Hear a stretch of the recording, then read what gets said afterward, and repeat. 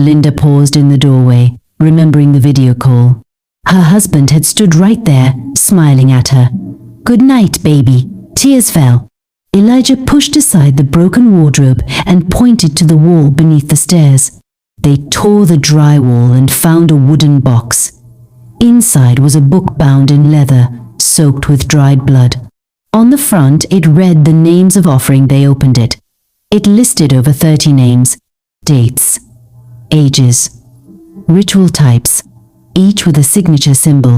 Michael's name was the last, but beneath it was a blank page with a line titled, "Next to be taken," and beneath that, in shaky handwriting, Ruth. Meanwhile, Kenny was transferred to a psychiatric ward in a government hospital for observation. There, the staff noted strange behavior. He refused to eat normal food, demanding raw meat. He spoke in riddles. The heart is sweetest when still beating. Mama said the eyes of a father taste like honey. Psychiatrists debated if he had suffered a full psychotic break, but Benson wasn't fooled. He came with Linda and Elijah to question him. "Kenny, we know you're pretending. The spirits you called now want your soul too." Kenny began to hum a ritual chant. Linda slammed her hand on the table. "You killed my husband, and you will rot." Kenny snapped his head toward her. For a second, his eyes cleared. Then he whispered, "He still cries. In the basement, every night. But Mama will return, and you, all of you, will join him soon." He laughed, loud and wild. Elijah leaned forward. "What happened 6 years ago when I escaped? You swore no one would survive again. But I did. And now I'm coming back." Kenny's laughter stopped. His hands trembled.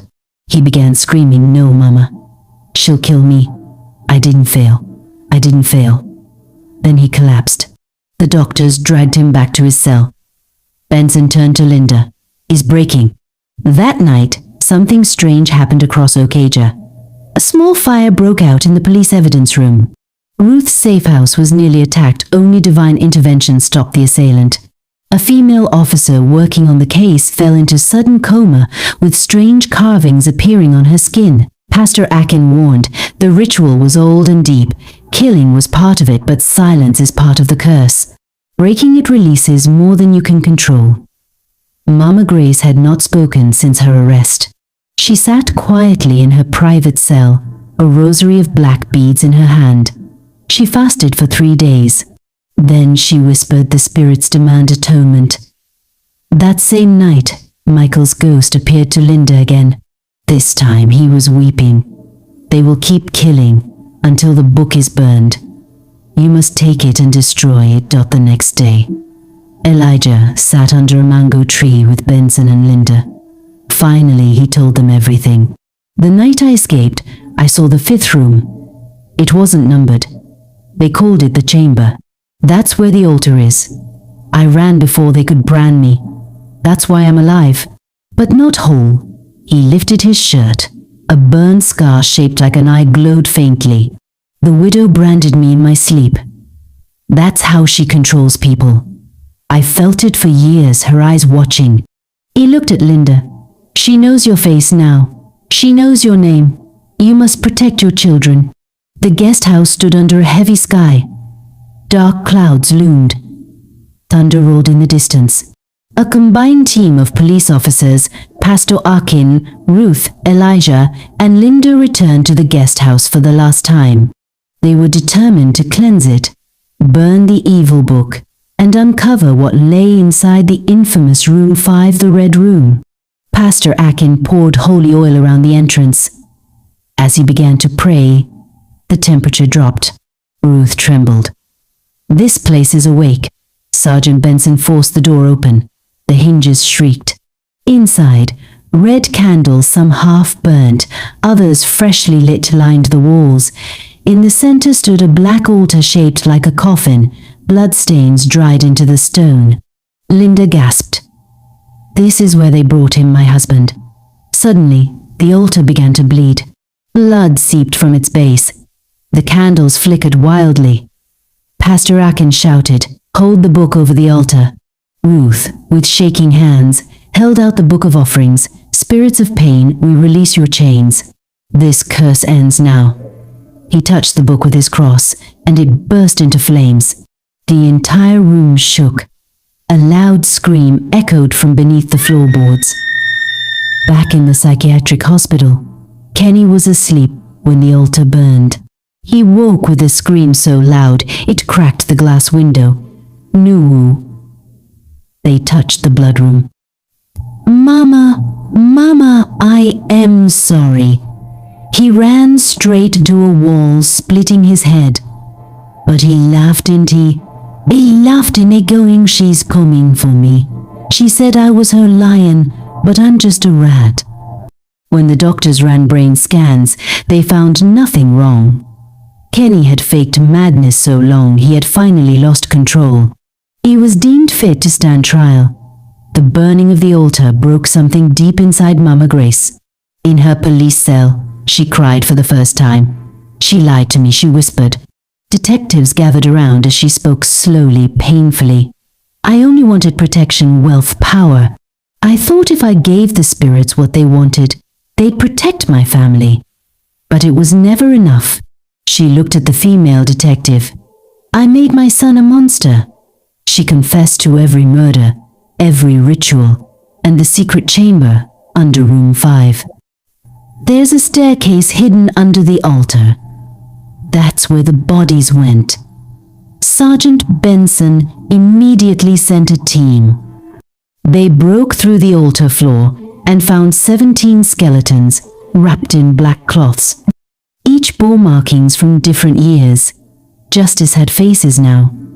Ruth knelt before Michael's wife and wept. I was a coward. I could have warned him.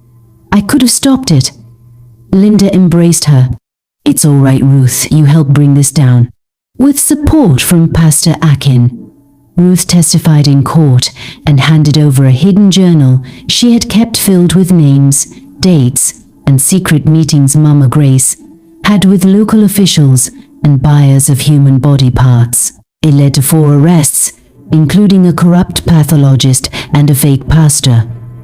Ruth was granted witness protection and started a new life in another city. The trial lasted 6 months. Mama Grace sat still the entire time, her eyes filled with tears. Kenny had to be chained during each session.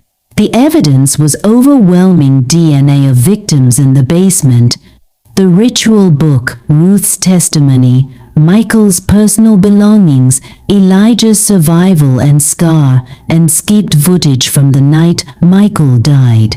The court declared guilty. The judge's gavel rang for multiple counts of premeditated murder, human dismemberment, conspiracy to traffic human body parts, and ritual practice. This court sentences you both to life imprisonment without the possibility of parole. Cries of relief filled the courtroom. Linda hugged and held her children close. The guest house was demolished by government order. The land was purified by spiritual leaders and turned into a memorial park for victims. On the first stone was carved, to the voices that were silenced, we will always remember you. Michael's body was finally laid to rest in peace. During the burial, Linda stood by his grave with their children, placing white lilies. You didn't die in vain, Michael. We found justice. That night, in a dream, Michael appeared one last time. No blood. No fear, just a smile. My darling, thank you. Years passed and Linda now runs a foundation in her husband's name, helping victims' families and funding investigations into ritual crimes. Elijah, scarred but free, speaks to young people about the power of courage and spiritual discernment. Sergeant Benson was promoted to Dupo and awarded for excellence in criminal investigation. Pastor Akin's church grew as more people turned to God after the spiritual battle. And Ruth, under a new name, became a caregiver in an orphanage, finding peace by saving innocent lives. Where death once reigned, now stands a place of healing. Justice was slow, but it came. It always does. Greed for power and money can destroy generations. Mama Grace wanted protection and wealth, but it cost many innocent lives, including her own son's sanity. Secrets and silence protect evil. If Ruth had spoken earlier, so many lives could have been saved. Never be afraid to speak the truth, no matter the cost. Evil may hide for a while, but justice will always rise. The truth may take time, but it can never stay buried forever. A guilty conscience can never rest. No matter how long evil hides, it will always come back to haunt who commits it. The love of family is a powerful light in dark times. Michael's bond with his wife and children helped expose the darkness and led to justice being served. Thanks for watching. We hope you enjoyed this emotional and suspenseful African story, The Widow's Guesthouse. It was created with heart to remind us that even in the darkest times, truth, love, and justice will always prevail. Don't forget to like this video if you were moved by the story. Share with friends and loved ones who enjoy deep, thrilling stories with powerful lessons. Drop a comment, we'd love to hear your thoughts and what parts touched you most. Subscribe or follow us for more long, original African stories coming your way soon. Each tale is crafted to keep you entertained and thinking deeply. We remain Delia Storytime on all platforms. Until next time, stay safe, stay strong, and keep believing in justice. Bye for now.